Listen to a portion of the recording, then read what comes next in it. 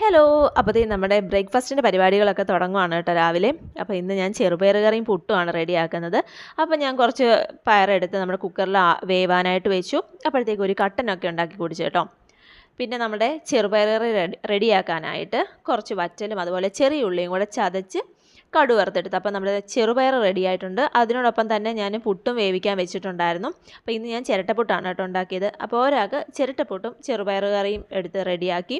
പിന്നെ എനിക്ക് ഈ പയറിനോട് വലിയ താല്പര്യം ഇല്ലാത്തത് കൊണ്ട് നമുക്ക് ഏത്തക്ക ഇരിപ്പുണ്ടായിരുന്നു. ഞാൻ ഏത്തക്ക കൂട്ടിയിട്ടാണ് നമ്മുടെ പുട്ട് കഴിച്ചത്. അതാണ് എനിക്കിഷ്ടം. പിന്നെ ഒരു 11 ആയപ്പോഴത്തേക്കും നല്ല ദാഹം ഉണ്ടായിരുന്നു. അപ്പോൾ ഞാൻ എന്ത് ചെയ്തു, ഒരു ലൈം ജ്യൂസ് കുടിക്കാമെന്ന് വെച്ച് ഞാൻ ഒരു ലൈമൊക്കെ പിഴിഞ്ഞ് കുടിച്ചു.